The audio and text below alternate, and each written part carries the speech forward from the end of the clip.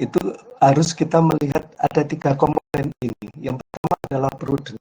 Prudent ini perlu kehati-hatian, jadi tidak sembarangan. Dan sekarang ini kalau kita lihat hutang itu bukan sebagai residu, mungkin teman-teman bukan sebagai residu. Jadi bukan kalau pajak tidak tercukupi langsung kita hutang. Pokoknya kita nggak punya duit langsung hutang. Tapi kita balik seberapa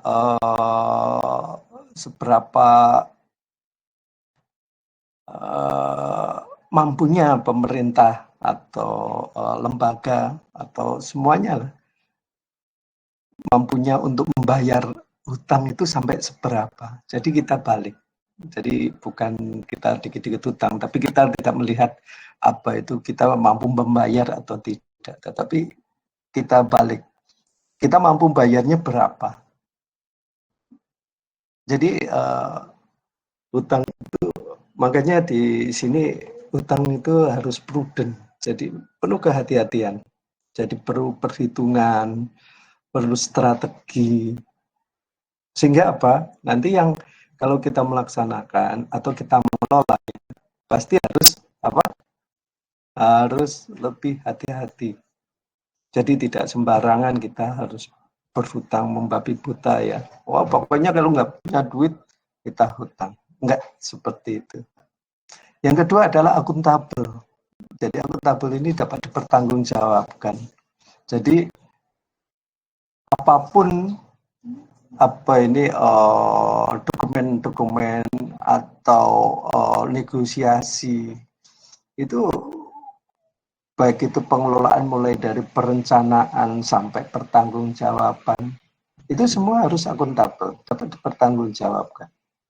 Jadi setiap kita melakukan mengeluarkan, upamanya kita mengeluarkan obligasi, mengeluarkan surat berharga, itu harus apa? Rp1 pun harus dipertanggungjawabkan. Jadi seberapa banyak nantinya yang akan digunakan untuk apa? Untuk yang jelas tujuannya adalah kemakmuran masyarakat yang kemarin kita bahas. Yang ketiga ini adalah harus transparan. Jadi kita harus menyampaikan ke stakeholders, terus ke masyarakat, sehingga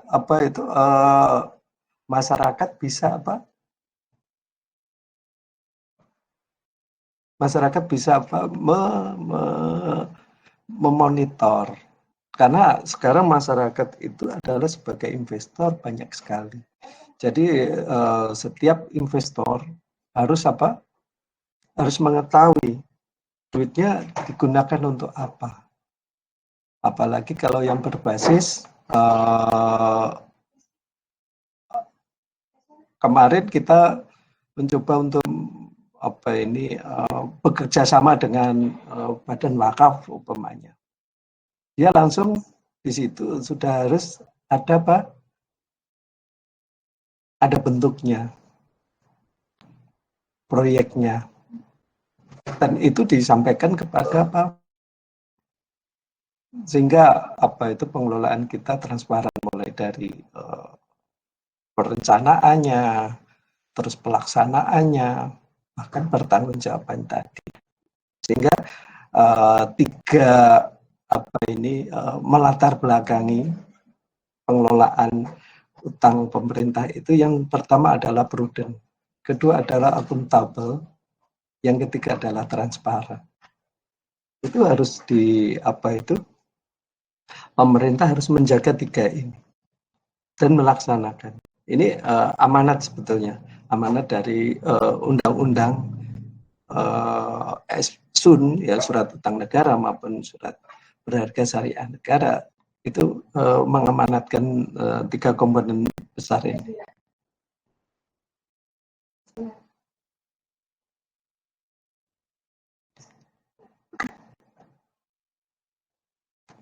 Itu bagaimana ketiganya itu. Jadi ruang lingkup utang pun sebetulnya ini kalau dilihat ini adalah kalau melihat komponen di sini adalah utang luar negeri umpamanya, utang pemerintah dalam konteks pengelolaan. Jadi utang luar negeri itu kalau bisa terhadap pemerintah dan bank sentral, terus swasta. Jadi kalau kita membuka websitenya DJPPR, namanya, di situ ada statistik utang. Ya, di situ ada utang pemerintah, ada utang bank sentral dan utang swasta, sehingga dinamakan utang luar negeri Indonesia. Jadi semua komponen ini ada datanya, dan kita mencoba untuk memberikan informasi yang transparan tadi. Kalau pemerintah sama bank sentral itu bisa kita lihat seberapa banyak pemerintah, terutama ini untuk utang luar negeri ya, sama bank sentral, karena di dalam utang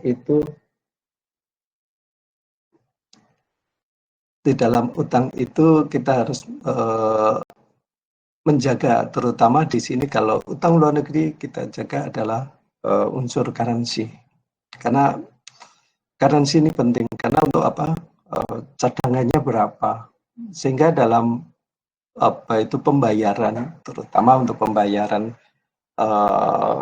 cicilan, pembayaran bunga, atau pembayaran istilahnya kupon, itu kita juga harus melihat seberapa banyak, sehingga bank sentral itu untuk cadangan devisanya atau cadangan untuk currency itu tercukupi, sehingga tidak ada kasus tersendiri di situ. Ya, terutama untuk kalau kita melihat krisis tahun 97-98, itu kan diakibatkan oleh krisis currency. Karena pada waktu itu swasta maupun pemerintah itu pas bayar utang banyak, terutama memakai currency mata uang luar negeri, ya, mata uang asing, sehingga kita kedodoran pada waktu itu. Terus bagaimana kita menanggulangi pada kasus 97-98.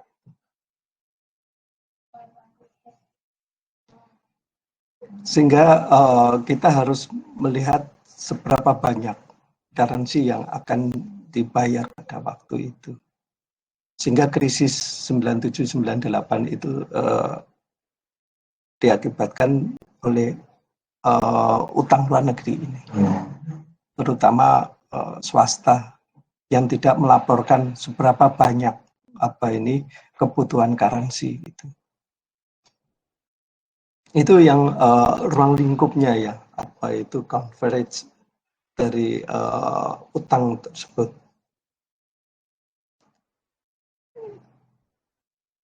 Mungkin ada yang ditanyakan, silakan sebelum kita ke slide berikutnya. Silakan, mungkin ada yang tanya.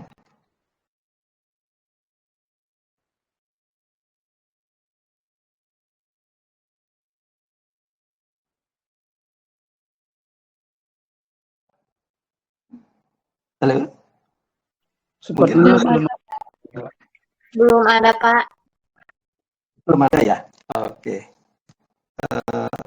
Tapi suara saya jelas nggak? Jelas, Pak. Jelas ya? Oke. Pak, maaf Pak, izin bertanya. Iya, oke. Silakan.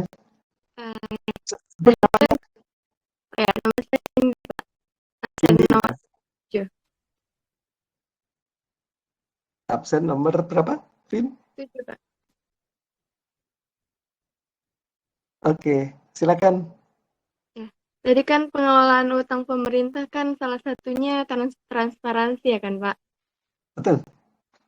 Dan positifnya itu transparansi utang pemerintah itu agar para investor bisa memonitor uang mereka kemana gitu ya, Pak. Iya. Ada negatifnya nggak, Pak? Misalnya para investor jadi enggan berinvestasi karena dilihat misalnya kalau misalnya negaranya salah satu negara yang menerapkan transparansi ini eh, tingkat utangnya itu terlalu tinggi misalnya, Pak. Jadi investor enggan berinvestasi pada negara yang banyak utang. Itu apa benar ya, Pak? Pendapat yang seperti itu. Ya, sebetulnya transparan ini kalau ya kita aja transparan kan berarti kita mungkin jujur ya. Kalau kita melihat oh, saya itu uh, mampu membayar, terus saya gunakan utang ini saya gunakan untuk yang produktif atau membangun proyek itu hal-hal seperti itu memang harus ada sehingga pemerintah berani transparan itu karena digunakan dengan hal-hal yang baik seperti kita membangun waduk umpamanya. Hampir seluruh waduk itu dulunya kita ngambilnya adalah utang luar negeri. Karena apa? Biayanya sangat tinggi. Selain sangat tinggi, pengerjaannya pun tidak 1 atau 2 tahun. Bisa 3 tahun, bisa 4 tahun, bisa 5 tahun. Baru selesai. Karena apa? Yang seperti kayak waduk apa itu Gajah Mungkur, itu kan juga memakai utang luar negeri. Nah, transparan ini memang harus. Karena untuk apa? Membuktikan bahwa pemerintah mempunyai komitmen bahwa utang-utang itu digunakan untuk hal-hal yang positif atau hal-hal yang produktif. Sehingga ini kalau kita lihat investor selama ini lebih banyak sekarang. Kemarin itu kalau nggak salah sekitar 300-an, 300.000 investor kita di Indonesia yang apa itu istilahnya yang memasukkan atau membeli surat berharga umpamanya. Itu ada sekarang 300.000 orang atau investor. Itu menandakan bahwa apa? Sekarang lebih banyak lagi. Karena apa? Digunakan dengan hal-hal yang baik. Seperti bangun jalan, terus penyediaan air bersih. Itu semuanya dari hutang. Dengan apa itu? Dengan kita mengelola yang baik, kita sehingga Indonesia terus apa ya? Istilahnya memperbaiki rating. Jadi investor itu kalau menanamkan modalnya itu dia melihatnya rating biasanya. Itu yang paling cepat dan paling mudah. Karena dengan rating itu investor itu mengetahui oh kondisi negara ini risikonya berapa, kayak apa, atau di sini mungkin ada konflik, ini langsung apalagi seperti kalau ada lembaga rating seperti Standard & Poor's, S&P itu sedikit saja kasus kalau ada apa itu gejolak atau apa di negara itu dia akan menurunkan ratingnya. Itu pasti itu cepat ya. Karena dia sebagai apa ya? Sebagai rujukan kalau investor mau menanamkan modalnya atau menanamkan duitnya untuk investasi di suatu negara itu dilihat dari rating biasanya yang bahasa. Nah, rujukan yang paling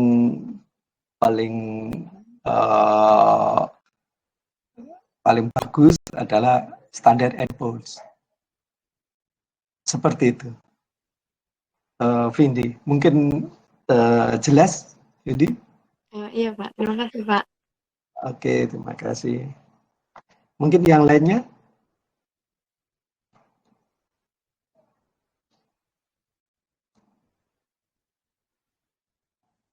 Oke, kita teruskan. Mari. Ini kita masuk ke latar belakang dari utang pemerintah itu. Di sini, karena utang pemerintah itu ada yang jangka pendek, ada yang jangka menengah, bahkan ada jangka panjang sekali. Kita ada tenor itu 60 tahun ada. Jadi masa sampai 60 tahun ada. Ada yang 50 tahun. Jadi apa itu kita mengelola utang itu memang jangkanya jangka panjang. Karena ini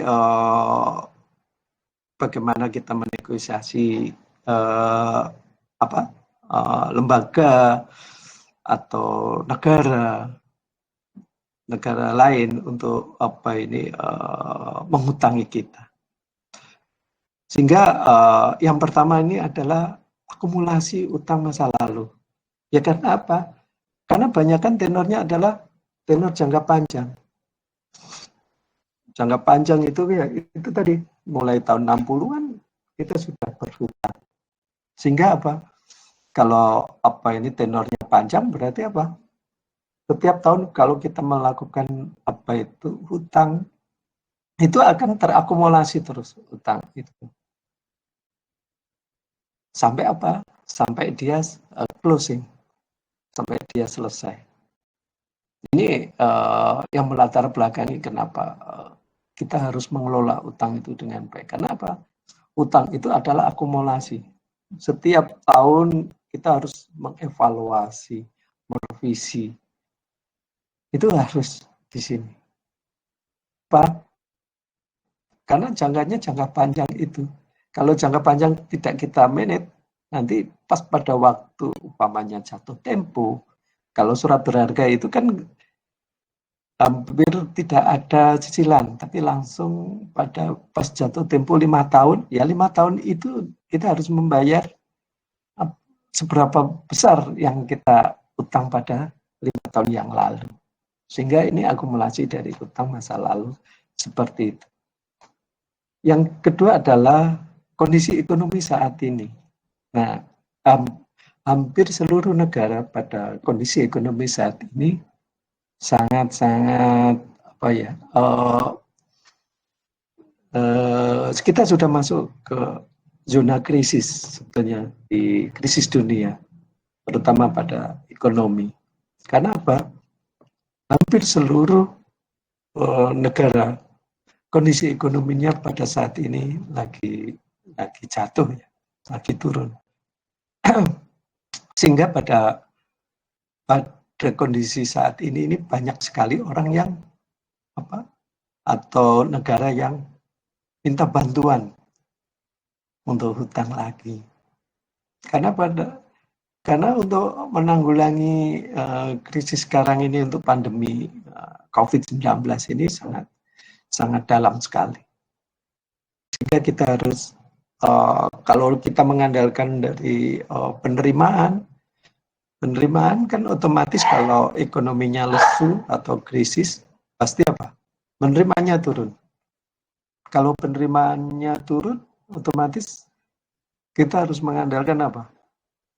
Utang, karena kita tidak bisa merevisi kegiatan yang sudah dilaksanakan, harus dibayar. Nah, itu yang kedua adalah kondisi ekonomi saat ini. Yang ketiga ini fokus pemerintah. Pemerintah ini titik beratnya apa? Itu ya juga melatar belakangi utang pemerintah. Untuk 5 tahun yang lalu sama 5 tahun yang akan datang ini kan yang paling titik beratnya adalah fokusnya pemerintah adalah infrastruktur. Infrastruktur itu tidak tidak sangat membutuhkan, bukan tidak, tapi sangat membutuhkan dana yang lebih besar karena infrastruktur. Karena kondisi geografis, kondisi geografis Indonesia itu kan sangat tinggi, sangat luas, dan konturnya pun sangat berbeda, sehingga membutuhkan biaya yang sangat tinggi. Karena pulau di Indonesia sangat banyak sekali. Itu yang latar belakang utang pemerintah.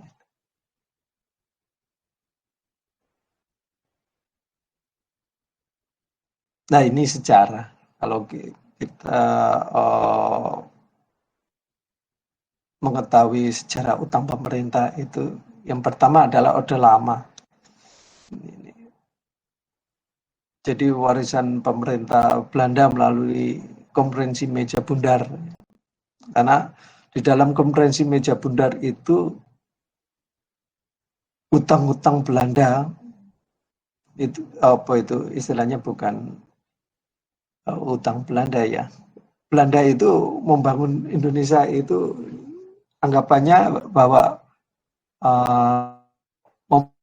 Indonesia pada waktu itu, sehingga Belanda menganggap wah ini Indonesia itu berutang kepada saya. Nah itu yang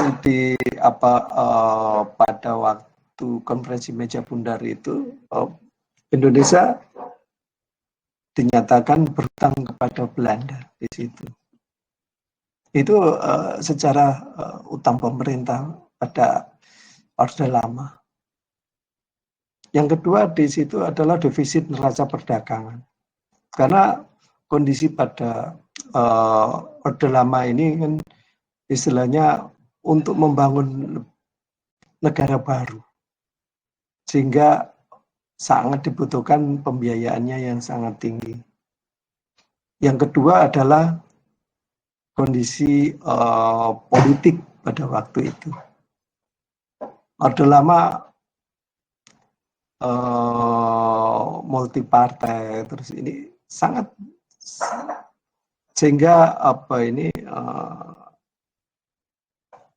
pemerintah pada waktu itu tidak mempunyai duit, sehingga harus berhutang. Untuk apa? Untuk membangun negara.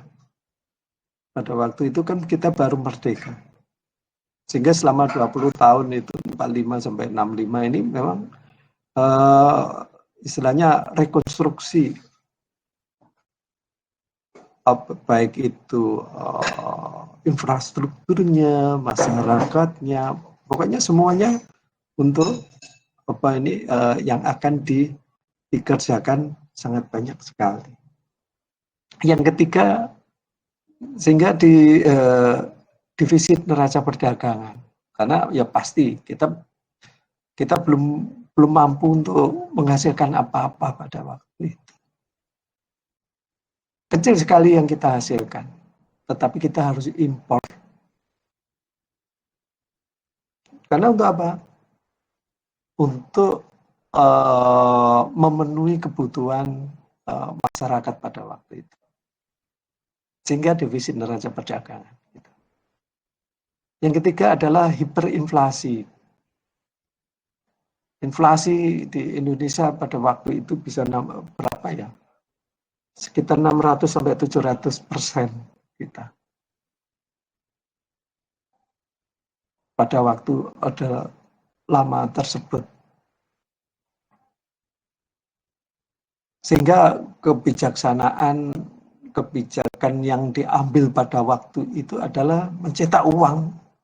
Ya ini, sehingga kalau uang beredar sudah banyak tapi kita punya hutang yang banyak, makanya pemerintah harus mengeluarkan, ya ini kan seperti sekarang ini umpamanya, daripada kita hutang mendingan kita mencetak uang, tapi dampaknya akan lebih besar.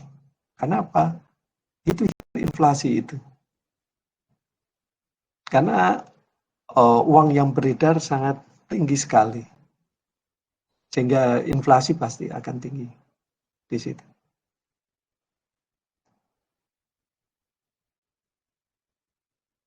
Silakan, mungkin ada yang ditanyakan.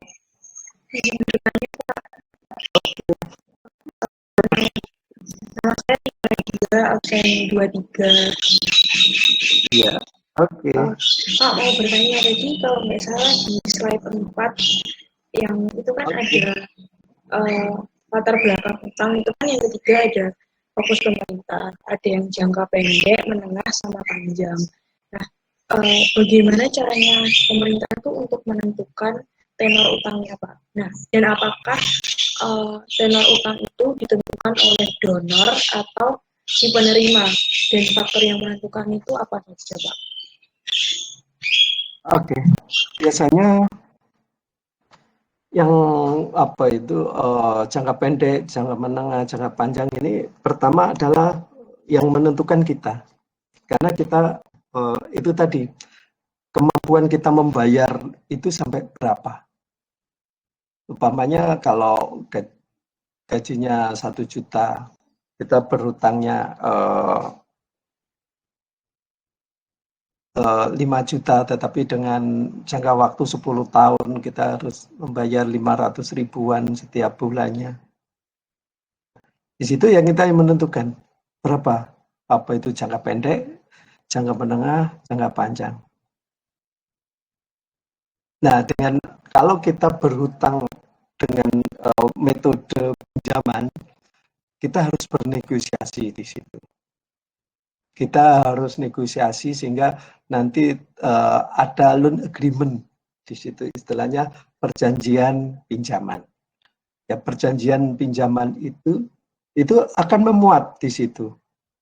Jadi kita pinjam selama berapa tahun, tenornya sampai berapa tahun, durasinya sampai berapa tahun, dengan apa itu cicilannya berapa, dibayarnya 6 bulanan atau annual. Jadi di situ ada semi annual atau annual. Semi annual adalah 6 bulan, annual adalah 12 bulan atau 1 tahun. Demikian juga dengan bunga atau biaya yang lain, fee yang lain. Itu harus jelas di situ. Jadi kita yang menentukan. Karena kita menentukan itu, kita melihat kondisi. Itu tadi, kondisi ekonomi, kondisi istilahnya kemampuan pemerintah untuk membayar kembali. Itu.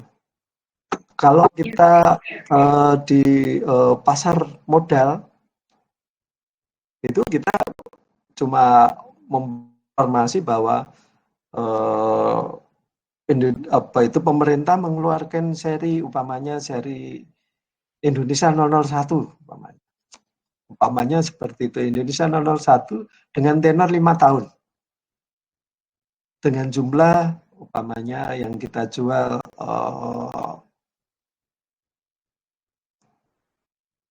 5 miliar atau 5 triliun. Nanti pembayaran bunganya setiap 6 bulan atau 1 tahun. Terus pas jatuh tempo kita harus membayar 5 triliun lagi. Seperti itu. Jadi semua kita lihat adalah kondisi ekonomi, kemampuan pemerintah untuk membayar. Karena kemampuan itu kan tidak lepas dari unsur kondisi ekonomi. Kalau ekonominya bagus, kita mungkin tidak ada masalah dengan itu. Tapi kalau kondisinya resesi seperti tahun 97-98, nanti kita bahas di belakang, ada Paris Club, terus semuanya itu salah satunya adalah untuk mereschedule lagi yang hampir jatuh tempo kita molorin, terus minta selang waktu untuk pembayaran, karena pada waktu itu semua krisis 798 seperti itu. Bagaimana? Ya, sudah jelas Pak, terima kasih ya Pak. Oke, sama-sama. Mungkin ada lagi? Pak, izin bertanya. Oke. Siapa? Nomor absen? 29. 29. Ya, mau tanya Pak, kan berdasarkan kondisi negara kita sekarang yang lagi banyak orang yang mengaspirasikan suaranya lewat demonstrasi gitu ya Pak. Nah, apakah hal tersebut bisa mempengaruhi rating Indonesia dan mempengaruhi ketertarikan investor untuk berinvestasi di Indonesia, ataukah hal-hal seperti itu hanya sementara saja dan tidak mempengaruhi itu semua? Iya. Yang pertama itu yang dilihat investor adalah fundamental ekonomi. Biasanya kita lihat fundamental ekonomi. Investor melihat seperti itu. Yang kedua memang dalam kondisi kondisi negara itu sangat berpengaruh juga. Tapi biasanya sesaat biasanya. Mungkin kalau kemarin ada demo umpamanya, wah mungkin ada capital outflow. Tapi nanti kalau kondisinya sudah stabil lagi, capital inflow-nya masuk. Jadi seperti itu, masuk keluar itu sudah biasa dari suatu negara. Hampir sama seperti tahun 2008 umpamanya. Itu banyak orang yang berbondong-bondong keluar investasinya dari Amerika. Karena kondisi pada waktu itu adalah ada subprime mortgage ya. Kalau mungkin teman-teman sudah belajar makro kemarin adalah ada subprime mortgage. Itu kasus tahun 2008. 2007-2008 itu kasus krisis di Amerika. Sehingga Amerika ekonominya sangat turun dalam sekali. Sehingga apa? Investor yang ada di sana keluar semua, terus mencari tempat-tempat yang baru. Makanya di situ muncul emerging market. Jadi negara-negara yang istilahnya ekonominya baru tumbuh yang besar. Dan istilahnya ada negara-negara yang sudah masuk negara-negara investor seperti Indonesia. Terus sekarang ini hampir semua ASEAN ini berlomba-lomba untuk menarik investor itu sangat variatif. Sekarang Indonesia kedodoran untuk menarik utang itu harus benar-benar kondisi ekonomi maupun negara harus stabil. Baru nyaman investor menanamkan modalnya. Bahkan menambah investasinya. Sekarang ini saingan Indonesia sekarang sudah bukan Malaysia atau Singapura. Sekarang kita pesaingnya adalah Myanmar, terus Vietnam. Itu sekarang, apalagi Vietnam sekarang larinya lebih kencang untuk menarik investor. Karena dia mengiming-iming banyak sekali. Seperti holiday tax itu banyak sekali. Keringanan pajak itu ya juga sangat berpengaruh pada investor. Demikian mungkin yang mungkin ada sudah jelas? Iya Pak, terima kasih Pak. Oke, sama-sama. Silakan, mungkin ada lagi. Pak, izin bertanya Pak. Oke. Nomor absen? 15 Pak, Hendy. Oke, silakan. Tadi kan Pak, pengelolaan utang itu harus prudent kan Pak, hati-hatian. Dan Pak bilang tadi melihat kemampuan untuk membayar. Lalu tadi juga menjelaskan kalau utang pemerintah itu ada yang 60 tahun dan lebih dari segitu kan Pak.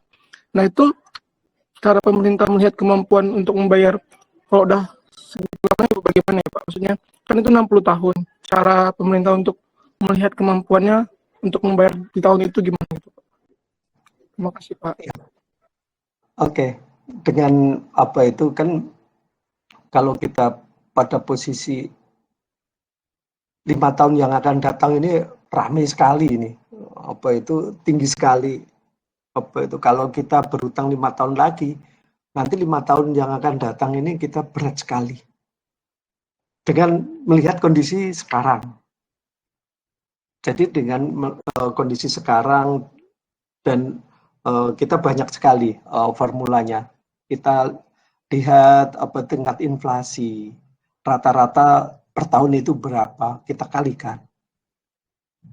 Itu dari segi ini. Terus kalau apa itu tentang currency, kebutuhan akan currency itu sangat penting sekali. Kita pada waktu 5 tahun yang akan datang kita harus membayar lebih banyak currency dolarnya. Berarti kita harus apa ini memenuhi dengan dolar. Nah kalau kondisi lebih apa itu banyak sekali yang dibayar, akhirnya kita harus melihat ini legend ya, apa itu istilahnya kalau grafik ya. Kalau grafik itu kita lihat, oh dengan kita 60 tahun berarti tingkat risikonya sangat kecil sekali. Karena apa? Cicilannya itu kan kecil kan. Kalau hutang umpamanya. Kalau tenornya panjang itu kan apa itu cicilannya kecil.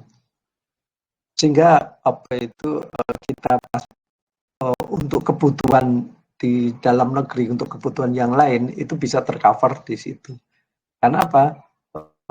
Utang itu dimanage sedemikian apa itu panjang tenornya sehingga apa itu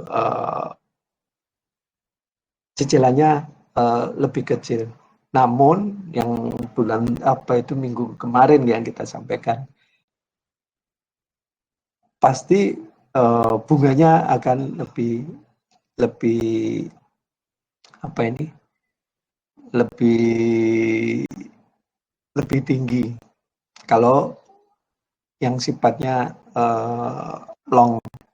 Jadi utang yang jangka panjang itu kontranya karena apa itu bunga biasanya dia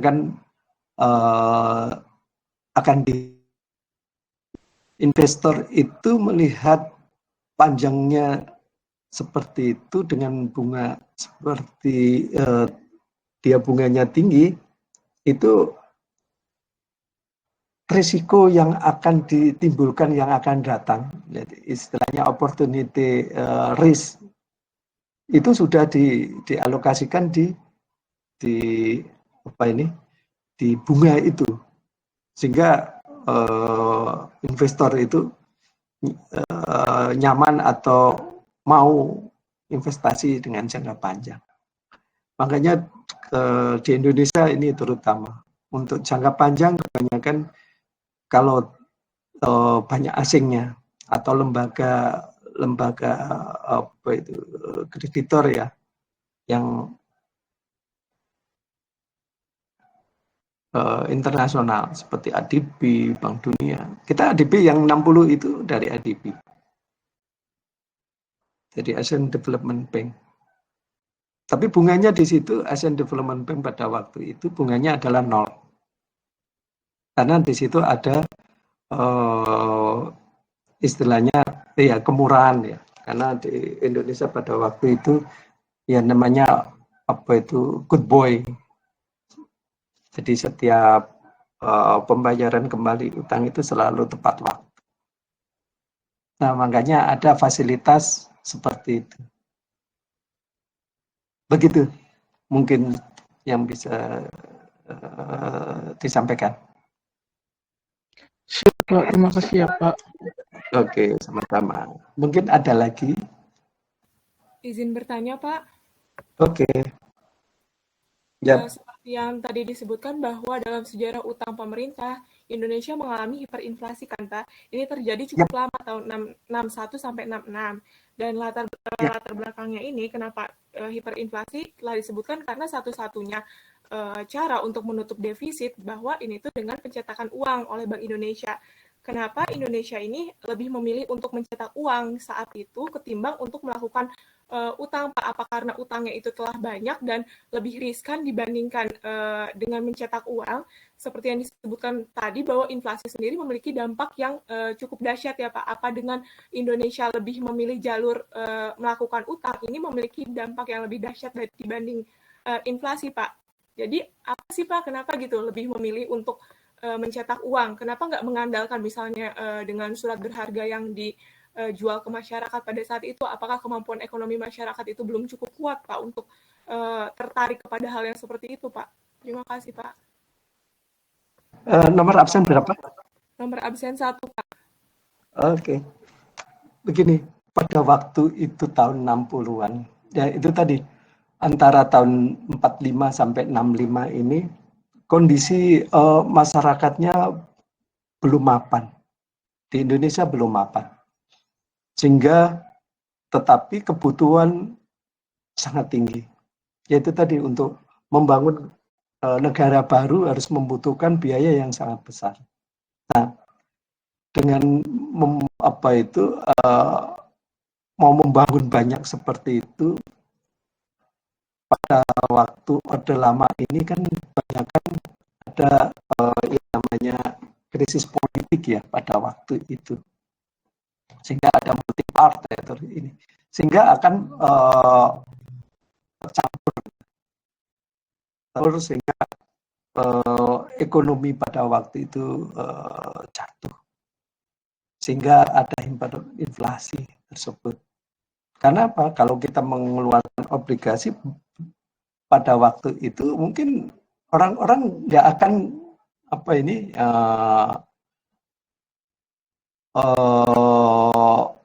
membeli, sehingga karena pada waktu itu hanya orang-orang tertentu saja yang mempunyai kemampuan ekonominya. Pada waktu itu memang kalau kita melihat sejarah atau kita membaca tentang kondisi pada waktu Orde Lama itu memang sangat-sangat ekonomi kita sangat-sangat belum belum berkembang pun belum, hanya survive saja, sehingga pada Orde Lama itu seperti itu. Maka dengan adanya Orde Baru harapannya apa? Semuanya itu dibangun dengan yaitu tadi berhutang itu lebih banyak pada waktu itu, sehingga apa sejarah juga mencatat ya bahwa Orde Baru sangat banyak yang dikerjakan membangun semuanya, karena yang pertama adalah kondisi ekonomi pada waktu itu sudah mulai reda, kedua adalah yang paling mendasari di situ adalah krisis politik. Dengan Orde Baru itu istilah yang pertama yang distabilkan adalah politik, sehingga politiknya stabil, ekonominya juga ikut stabil pada waktu itu. Dan kemampuan pada Orde Lama itu orang membeli obligasi itu sangat kecil sekali, sangat-sangat kecil. Mungkin ada banyak sekali pada waktu tahun 70-an itu pemerintah juga mengeluarkan obligasi, tapi kecil sekali, nilainya kecil. Dan orang-orang tertentu saja yang mempunyai. Nilainya ada yang Rp1, kalau nggak salah. Pernah ada yang klaim bahwa, loh saya itu mempunyai surat berharga negara, surat utang negara itu istilahnya, saya punya surat utang negara ini, saya mau menyairkan ini. Tapi nilainya dilihat itu Rp1. Ada yang dia mempunyai umpamanya 2, berarti Rp2 gitu. Nah, kondisinya kalau di sekarang ini berapa itu kan belum pernah belum dikapitalisasi sampai berapa di situ. Jadi kondisi pada waktu itu sangat makanya dulu itu termasuk Indonesia itu negara miskin pada waktu itu. Karena apa? Kondisinya memang belum memungkinkan untuk membangun lebih besar. Membangunnya ada, tetapi membangun lebih besar belum ada. Dan awal-awal Orde Baru pun itu kita pakai masih berimbang. Apa itu APBN kita itu berimbang. Jadi yang dikeluarkan, yang diterima pemerintah itu berapa, yang dikeluarkan ya itu. Umpamanya yang penerimaannya 10, yang dikeluarkan hanya 10. Jadi harus memerlukan waktu yang lama untuk. Nah, kalau defisit ini kan berarti apa? Pengeluaran lebih besar daripada penerimaan, karena ya itu tadi ada fokus pemerintah pada waktu itu harus ada fokusnya, jangka pendeknya kayak apa, jangka menengahnya kayak apa, dan jangka panjangnya kayak apa. Itu yang perlu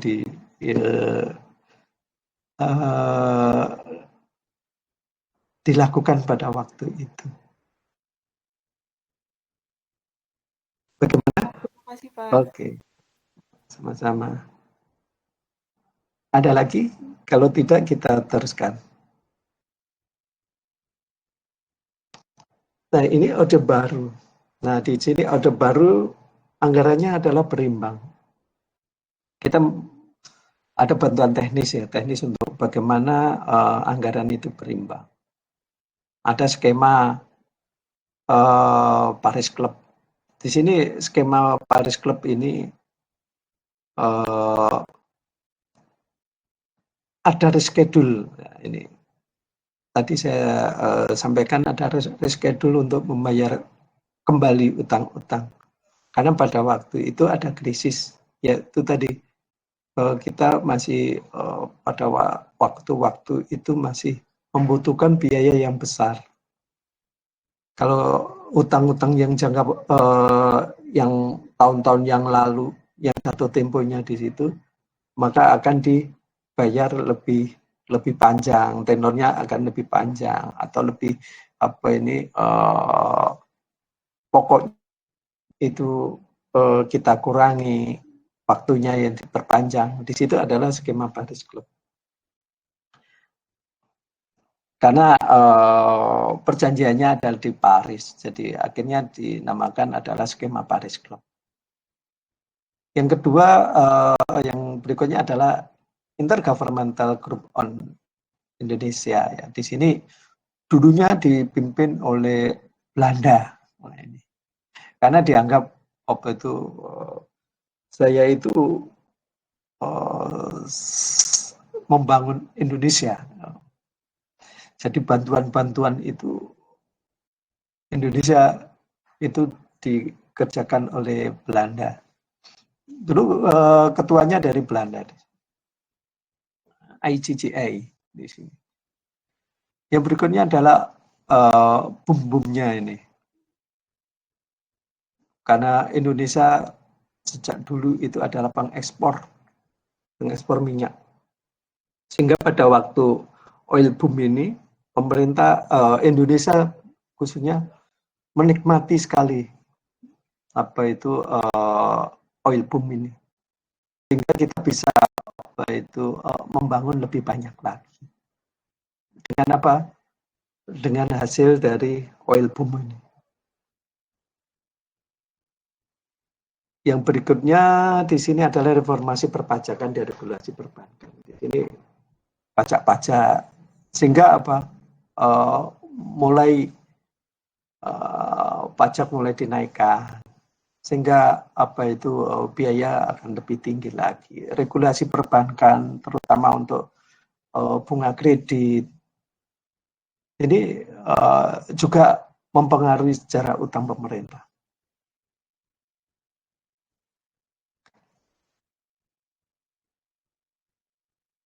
Nah, era reformasi ini sampai 2003 ini, itu krisis ekonomi global tahun 97-98 itu, yaitu tadi yang saya sampaikan, itu ada kasus currency. Yang pertama disebabkan oleh depresiasinya mata uang Thailand, ya, baht pada waktu itu. mempengaruhi won, terus baru ke rupiah. Sehingga rupiah kita nilai tukarnya itu hampir 20.000. Hampir 20.000 satu dolarnya. Sehingga benar-benar krisisnya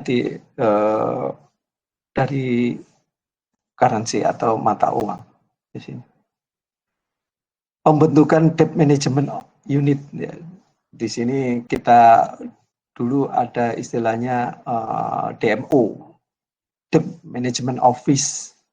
Jadi cikal bakalnya dari Direktorat Sun itu debt management office ini. Tetapi kalau pinjaman luar negeri sudah lebih lama lagi. Mulai Orde Lama pun sudah ada pinjaman luar negeri. Kalau pembentukan debt management unit ini terutama untuk surat utang.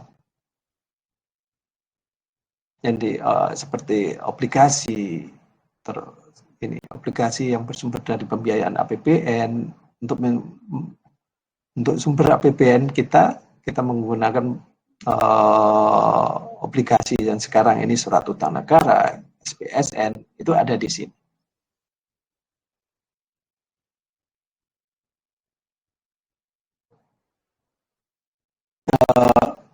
Yang berikutnya ini apa itu mulai dari awal sampai sekarang ini apa itu istilahnya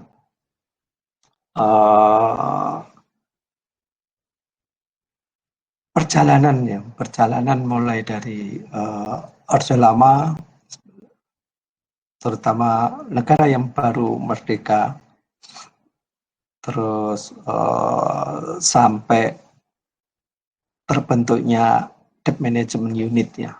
Sehingga sekarang ini sudah mulai tahun 2006 itu sudah ada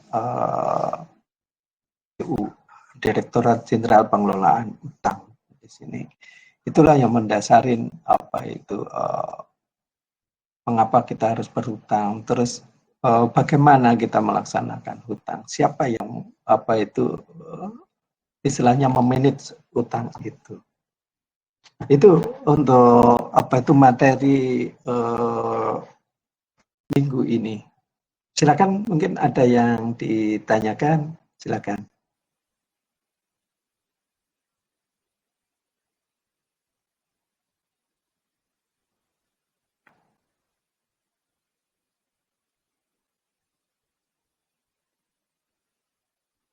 Silakan, mungkin ada yang di.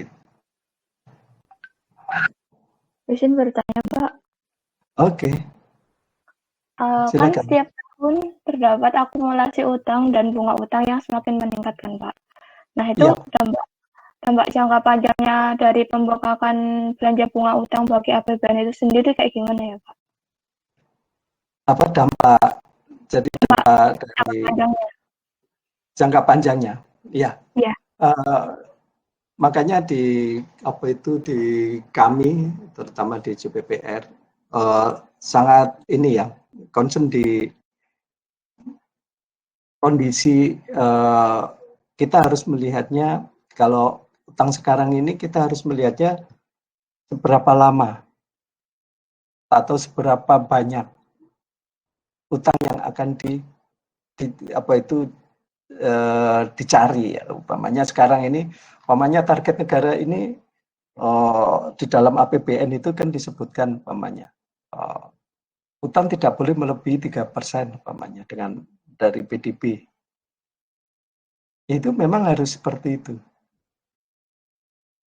Dalam tahunan itu tidak boleh lebih. Kalau kita melebihi, kita istilahnya kita nggak compliant terhadap terhadap peraturan yang ada.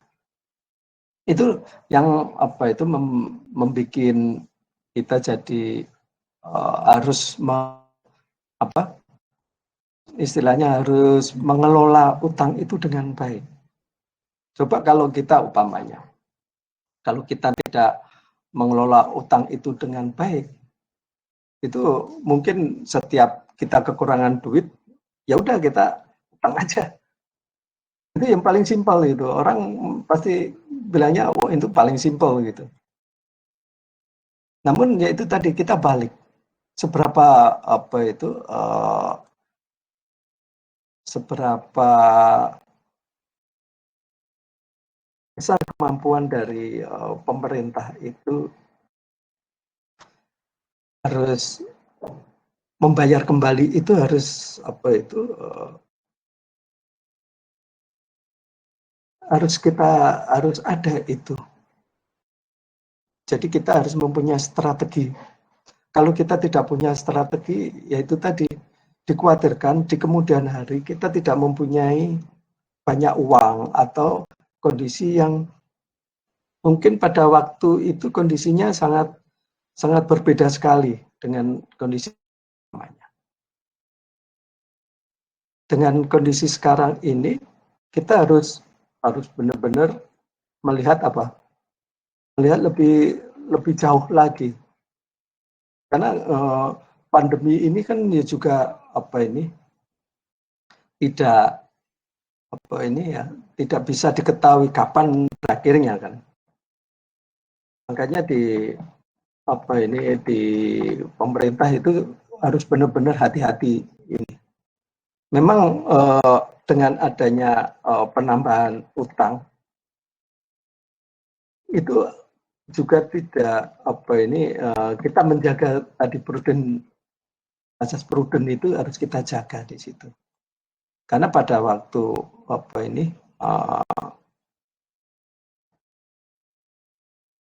sekarang ini kan kita lihat umpamanya negara manapun utangnya juga sangat besar sekali sekarang. Itu benar-benar yang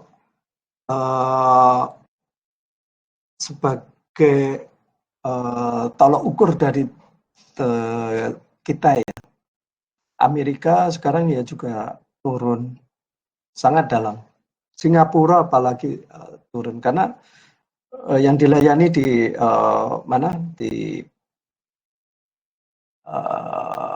Singapura itu kan services. Nah, yang di servis sekarang dia nggak ada gitu. Mana yang dibuat servis gitu. Lawang penerbangan nggak ada, terus tingkat ininya juga nggak ada. Itu kan juga akan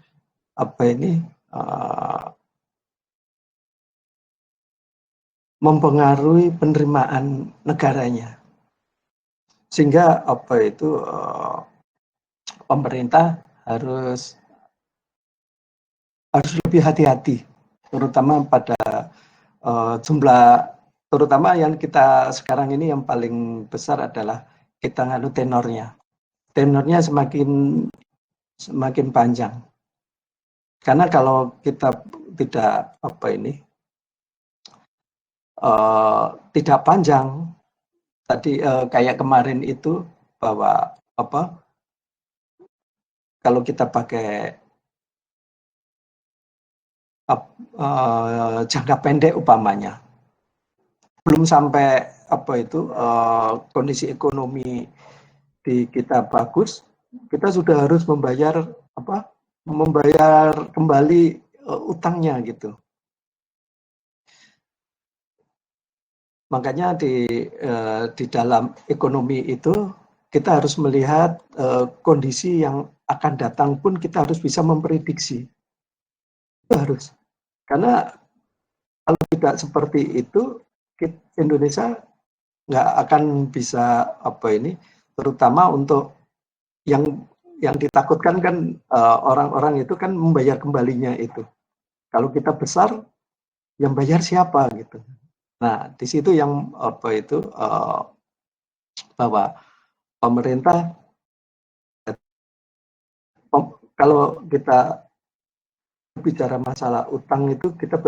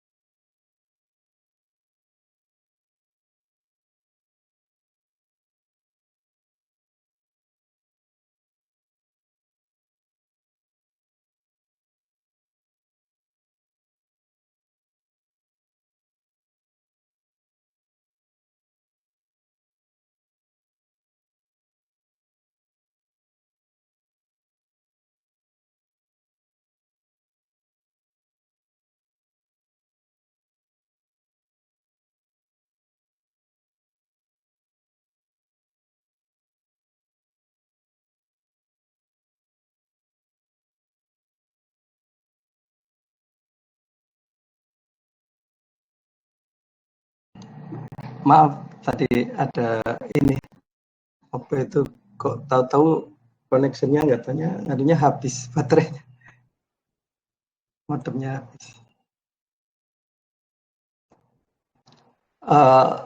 Tadi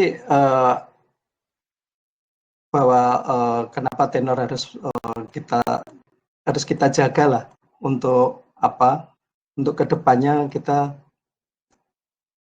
harus bisa dipertanggungjawabkan sehingga apa itu yang akan datang itu tidak merasa wah ini utangnya gede-gedean, besoknya kita harus bayarnya besar.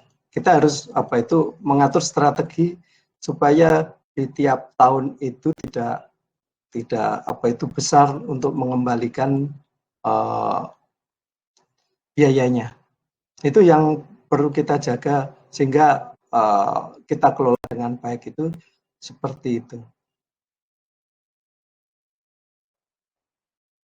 Mungkin siapa tadi? Rizky Pak, absen 24. Oke, silakan. Terima kasih, Pak. Izin bertanya, Pak. Oke, Tamara, silakan. Mengenai skema Paris Club, Pak. Kan itu kan iya. Paris Club kan itu kayak grup pejabat finansial dari 19 negara terkaya di dunia. Nah, pada saat itu kenapa ya Pak Indonesia memilih untuk berutang dengan skema Paris Club ini? Apakah karena dana dari IMF-nya masih kurang atau apakah skema ini punya kelebihannya tersendiri, Pak? Dan apakah sekarang ini apakah masih pernah menggunakan skema ini, Pak? Terima kasih, Pak. Oke. Paris Club itu istilahnya ini seperti sekarang kayak G20. Nah, ini kan sekarang seperti itu. Jadi seperti kumpulan saja sebetulnya, bukan institusi gitu. Karena institusi-institusi yang besar itu kita berkumpul ya sekarang ini kayak G20 umpamanya. Di situ akan membahas bahwa apa itu kondisi ekonomi pada waktu itu kita sangat berat sekali untuk membayarkan kembali utang-utang yang sudah mau jatuh tempo nih. Tetapi kita kemampuan untuk membayarnya itu kan belum ada ini.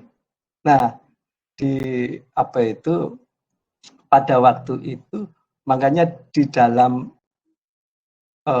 kayak kumpulan G20 tapi dulu adalah di tempatnya di Paris dan itu kumpul semuanya, makanya kita melakukan istilahnya renegosiasi terhadap beberapa negara atau beberapa lembaga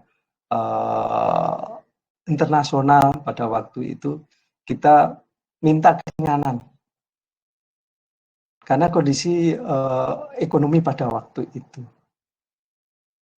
Sama juga seperti 9798 ya juga ada Paris Club juga di situ.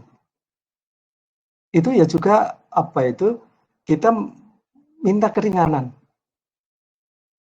di dalam pembayaran karena krisis pada waktu itu sangat besar sekali, terutama ekonominya.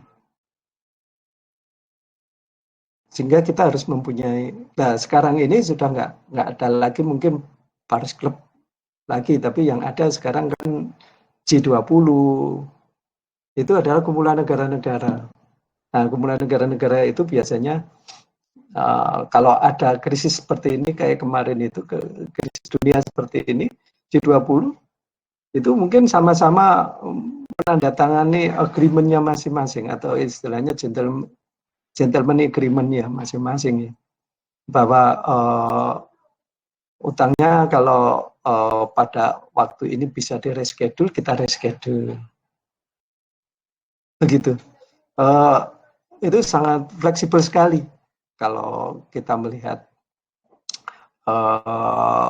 Paris Club itu, dan permintaan Indonesia pada waktu itu dikabulkan karena pada waktu itu krisisnya sangat dalam di Indonesia, sehingga ya itu tadi dengan apa itu menambah tenornya sehingga bunganya akan lebih tinggi lagi, ya di situ memang ada kesepakatan lagi, istilahnya ada addendum kontrak ya, addendum dari loan agreement-nya masing-masing kemarin. Begitu Tamara. Iya Pak, terima kasih Pak. Ya, sama-sama.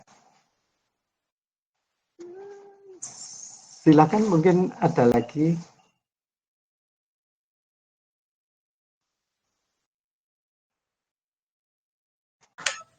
Izin bertanya, Mbak. Oke. Dalam di Undang-Undang Keuangan Negara kan itu salah satunya ada yang mengatur tentang maksimal pinjaman pemerintah itu Pak, yaitu sebesar 60% di GDP itu Pak. Nah itu apa ya Pak pertimbangannya? Maksimal itu 60% itu pertimbangannya dari mana ya Pak? Kenapa enggak 30% atau 40% seperti itu Pak? Ya, kita melihat dengan kondisi ekonomi pada waktu itu dan banyak literatur, terutama Bank Dunia terus ini tentang seberapa amannya kita berhutang. Jadi seberapa amannya kalau kondisi negara Indonesia pada waktu itu adalah 60% dari PDB. Kalau umpamanya PDB-nya ini jumlah maksimal ya, jumlah outstanding. Jadi jumlah utang itu jumlah outstanding yang sekarang ini umpamanya sekarang utang 5.000. Jadi kita kalau 5.000 triliun umpamanya outstandingnya, PDB-nya tidak boleh kurang dari 9.000.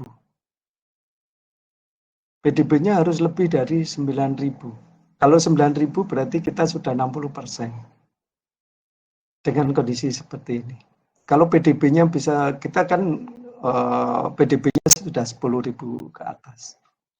Sehingga 60% itu sebagai pertimbangan yang sangat, ya itu dari segi teori pun banyak sekali yang 60% dari PDB. Itu baik di negara-negara tertentu banyak yang menggunakan 60% itu. Tetapi ada juga negara yang lebih besar, seperti kayak Jepang itu bisa 100%, terus Inggris, Amerika itu kok melebihi 60%, Pak. Itu kan masing-masing negara mempunyai istilahnya keamanan dari hutangnya itu sendiri. Karena kita melihat dari fundamental ekonomi kita, terus bagaimana kita cara membayarnya dengan banyak formulasinya, sehingga di dalam Undang-Undang Keuangan Negara itu yang lebih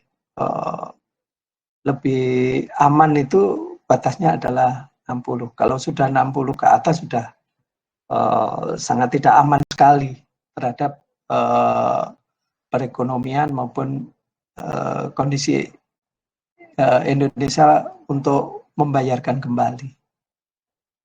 Makanya di Undang-Undang Keuangan itu dicantumkan 60%. Begitu mungkin Dimas. Baik Pak, terima kasih Pak. Iya, sama-sama. Silakan, mungkin ada lagi.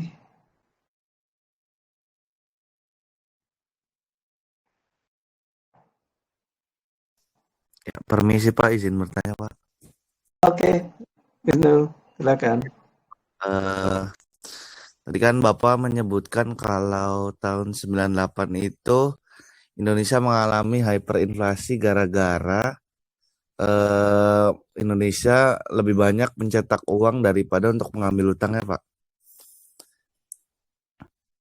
Nah, bagaimana kalau nantinya ke depannya itu dibalik, Pak? Jadi ketika ingin bayar utang, Indonesia itu lebih baik mencetak uang yang banyak untuk bayar utang gitu loh Pak. Itu kira-kira bisa nggak ya Pak nanti ke depannya?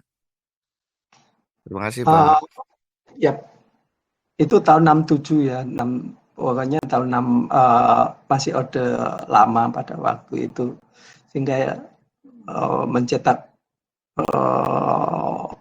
uang yang lebih banyak untuk hiperinflasi pada waktu itu. Inflasi kita pada waktu itu tahun 67, 68 itu inflasinya bisa sampai 700% ya. Tinggi sekali. Bahkan ada yang menyebutkan sudah 1000%.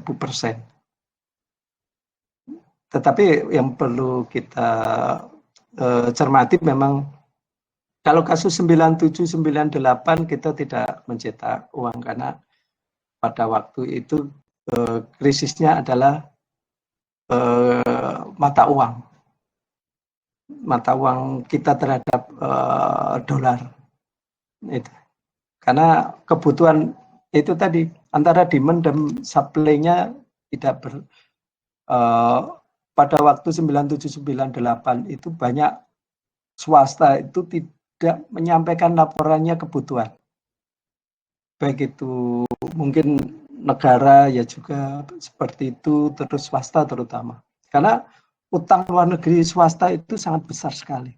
Lebih banyak daripada di utang luar negeri pemerintah maupun Bank Indonesia. Nah, di situ kalau utang luar negeri membutuhkan, kalau mau jatuh tempo, dia membutuhkan currency. Nah, kalau kebutuhan currency-nya tinggi, tetapi di bank sentral kita, itu cuma kecukupan untuk cadangan devisanya kan tidak besar. Sehingga apa? Harus membeli kan. Nah, kalau membeli kan otomatis dengan apa itu nilai yang sangat tinggi sekali. Makanya pada waktu 97-98 itu $1 itu hampir kita 20.000. Kalau kita bayar 20.000 baru dapat $1. Sekarang ini kan sudah 14.000. Itu dulu sampai segitu besar. Karena yaitu kebutuhan akan mata uang itu sangat tinggi sekali. Ya sama lah seperti kalau sekarang ini, itu kan akhir tahun. Akhir tahun itu pasti banyak yang jatuh tempo. Jadi hutang-hutang yang jatuh tempo, baik swasta, negeri, itu akhir tahun pasti banyak. Karena ada kebutuhan yang terutama swasta ini. Itu kan kadang-kala tidak disampaikan. Sekarang diwajibkan dengan adanya kasus 97-98. Swasta maupun negara harus menyampaikan proyeksi akan kebutuhan currency terhadap bank sentral, sehingga bank sentral sendiri bisa memanage apa itu cadangan devisanya, baik itu dolar, euro, atau mungkin dengan mata uang yang lain ya seperti yen, itu bisa disediakan lah, sehingga nanti pada waktu jatuh tempo nilainya tidak melambung, tidak tinggi. Di situ Ismail. Silakan lagi. Silakan. Ya.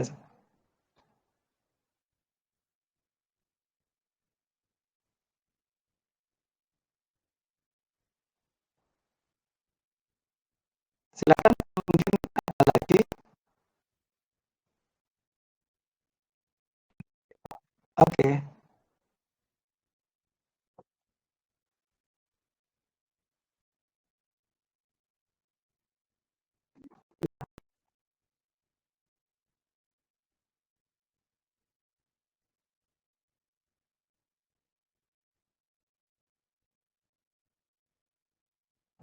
Ya. Ya, betul.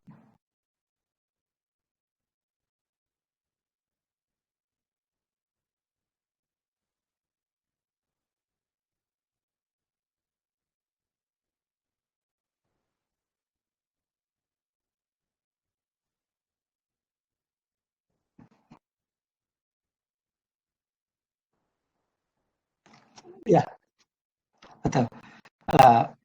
Kita di sini harus kita pandai-pandai banget.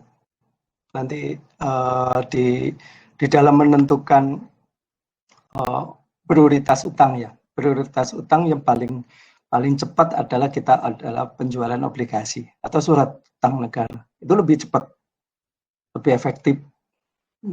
Kalau kondisi seperti ini lebih banyak kita mainnya di pasar. Kalau kita negosiasi ya juga akan lama. Dan istilahnya kalau lembaga peminjam itu seperti Bank Dunia itu kan hampir seluruh negara ini membutuhkan utangan yang banyak ini. Itu ya juga akan size-nya pun tidak terlalu besar.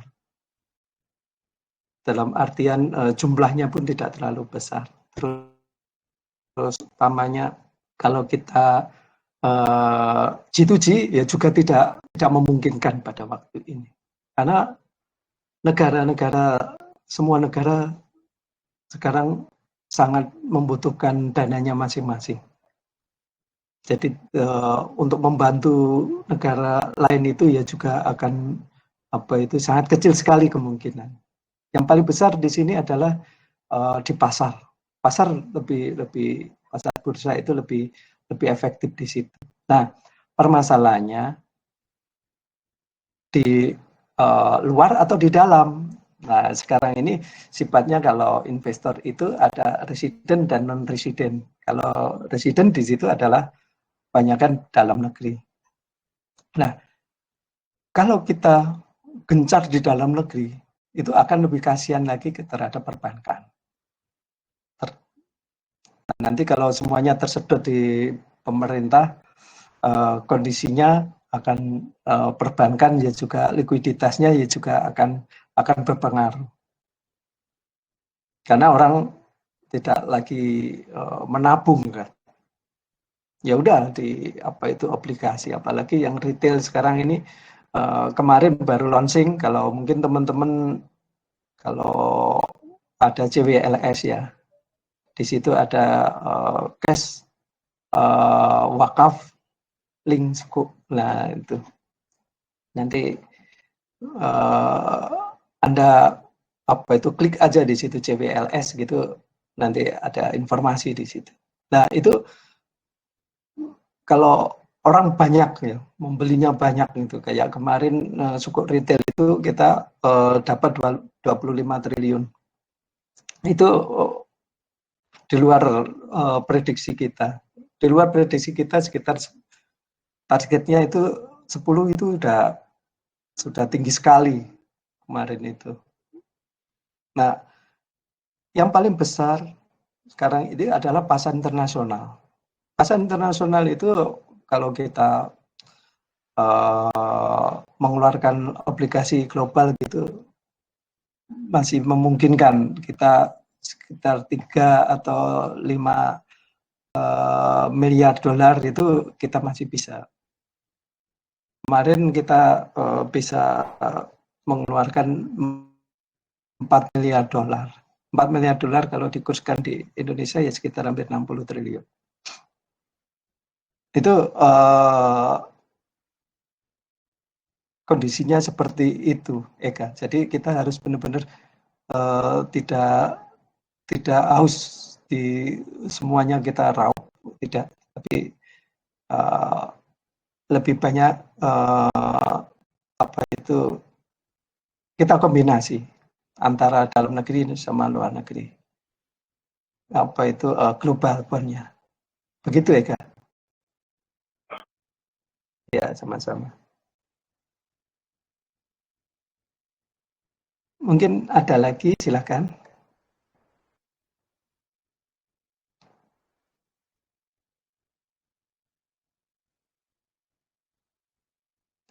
Silakan, mungkin ada lagi. Sini. Boleh. Ivan, silakan, ya, Ivan. Kan tadi sudah dijelaskan Pak bahwa ada batas utang itu 60% dari PDB ya Pak.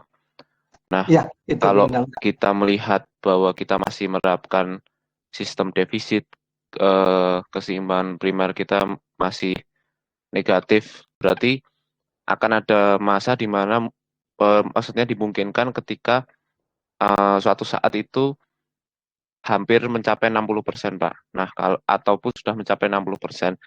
Nah, nanti ketika terjadi krisis misal gitu, kira-kira langkah apa yang bisa diambil ya, Pak? Mengingat kan sudah mencapai batas 60%, Pak. Iya, yang jelas seperti sekarang ini aja. Sekarang ini dengan adanya krisis kita sekitar 30%-an. Kita sudah ambang di 30%. Jadi setengah dari kalau istilahnya kalau banjir itu di apa itu Kapulampah itu sudah 50%. Jadi setengahnya itu, lah setengah berikutnya ini kita harus lebih cermat lagi mencari pendanaan, bukan lagi utang lagi. Sehingga apa? Kita harus menjaga 60% itu, karena itu adalah amanat ya. Jadi di situ amanat dari undang-undang. Kalau amanat itu tidak bisa dilaksanakan, pemerintah bisa di-impeach itu. Karena kondisinya berarti sudah tidak tidak comply ya dengan hampir sama seperti kalau APBN. APBN kita sebetulnya sudah dibagi-bagi karena undang-undang itu. Seperti 20% dana untuk pendidikan. Itu dana pendidikan ya 20% itu. Tidak boleh kurang dari 20%. Kalau lebih kurang dari 20%, kita yang kena itu. Pemerintah tidak comply. Kesehatan itu 5% di dalam APBN. Itu harus dialokasikan. Karena undang-undang. Nah, akuntabelnya di situ pemerintah harus melihat kondisi seperti itu. Kita harus lebih banyak harapannya adalah infrastruktur, terus penciptaan lapangan kerja yang banyak sehingga pertumbuhan ekonominya akan tinggi. Nah, kita bisa istilahnya mengembalikan utang, terutama kalau yang G2G itu, karena kita banyak duit nih, umpamanya seperti itu. Bagaimana ya, negosiasi lagi, kita bayar 2 kali nih dalam 1 tahun ini, kita bayar 2 kali karena kita banyak duit ya, seperti kayak oil boom itu kan juga begitu. Akhirnya kita di Indonesia itu mungkin sampai sekarang mungkin masih ada ya, SD Impres, terus Puskesmas, Impres, itu karena gara-gara oil boom. Kita membangunnya, waduh, pokoknya setiap nganu dibangun semua. Jadi kondisinya satu desa itu bisa 4 sekolahan, 2 sekolahan gitu. Dulu ya karena oil boom pada waktu itu. Kita punya banyak duit. Nah, sekarang ini dengan kondisi kebutuhan akan minyak ya juga banyak, terus kondisi kita belum mampu untuk mengolahnya dengan baik, maka kita akhirnya jadi importir, bukan jadi eksportir. Begitu, Ivan. Baik, Pak. Terima kasih ya, Pak. Sama-sama. Mungkin ini perkuliahannya sudah selesai. Mungkin teman-teman ada kegiatan lain atau ada kuliah lain. Mungkin kita cukupin di sini. Absensi sudah saya apply semua. Sudah kita kirim tadi sebelum jam 9 tadi. Ya, itu yang bisa saya sampaikan. Kalau mungkin belum jelas atau yang lainnya, silahkan ngubungin ke kami dengan